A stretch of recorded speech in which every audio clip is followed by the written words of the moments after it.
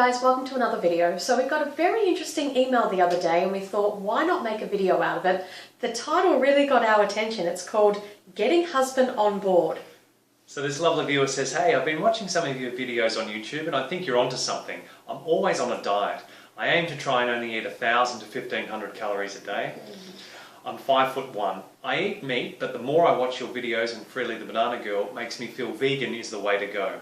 Yes. It's not just about being healthy for me. I also tried to watch from farm to fridge. I got 2 minutes in and I turned it off as I was horrified. I live in the UK. Are all modern farms like this?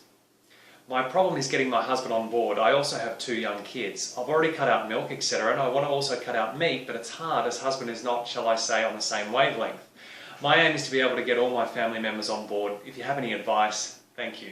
Excellent question. Wonderful. Very good topic. And this is something that we are asked a lot of the time. So the very first thing we would say is to this person, you have to be the change you want. So it's great to have these intentions to change your husband and your 2 kids. That's amazing. And ultimately it may get there. But first and foremost, you have to go vegan.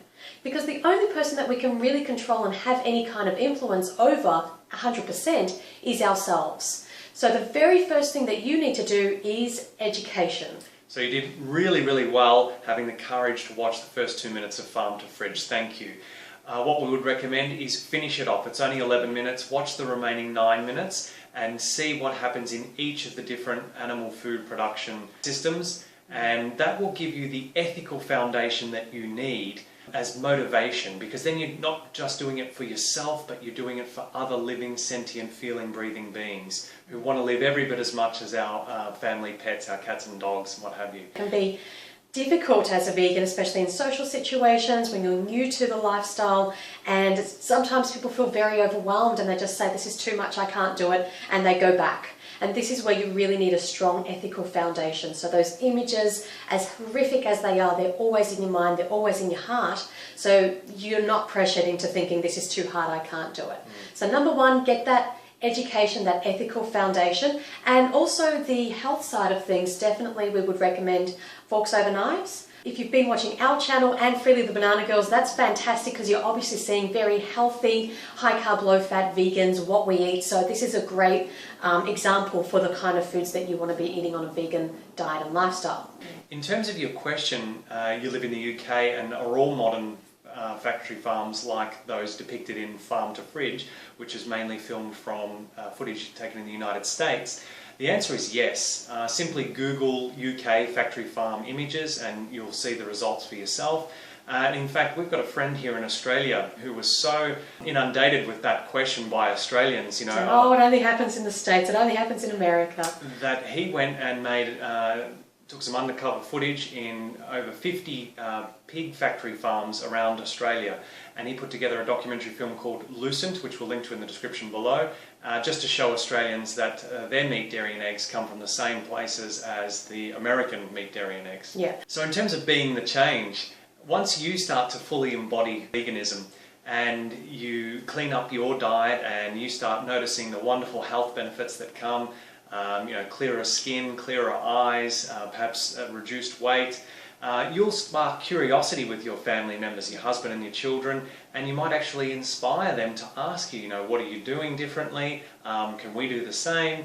So on and so forth. Yeah, and I think, I mean, we don't know your husband, so it's hard to tell what's going to spark his curiosity the most. Is he an ethical person? Would he sit down and watch some of the footage with you? Is he more health-based and maybe he'd like to watch Forks Over Knives? Or maybe he's interested in the environment and therefore Cowspiracy would be a wonderful documentary to show him. So you really have to appeal to people's egos, I guess, what's going to do it for them, what's going to push their buttons. And so pick where you want to target this information for your husband.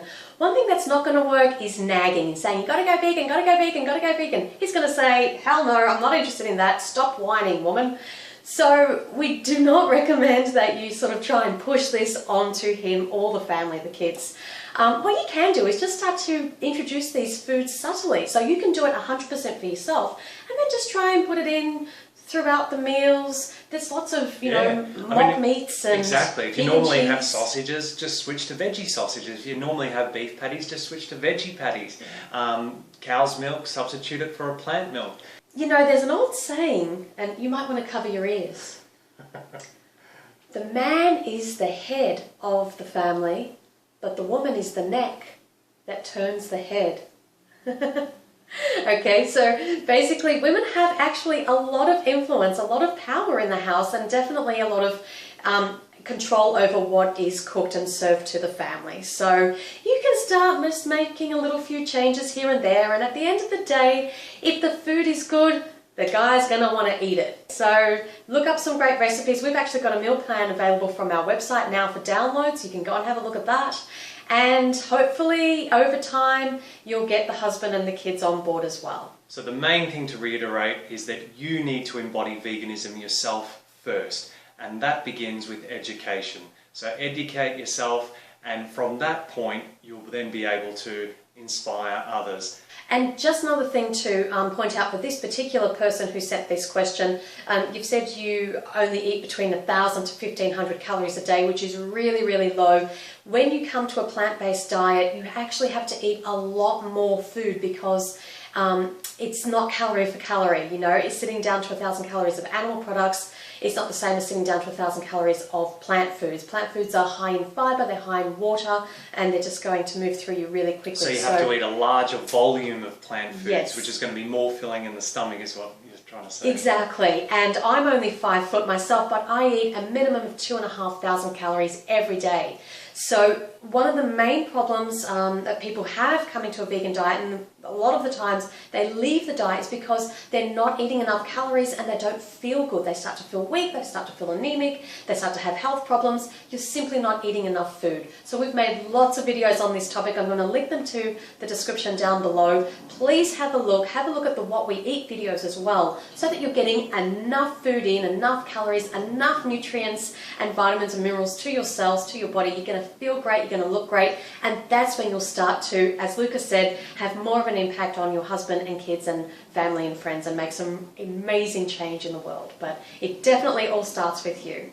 Thank you so much for watching. Hope you found this video useful. If you have, give it a thumbs up, and we will see you next video. Thank you. See ya. Bye.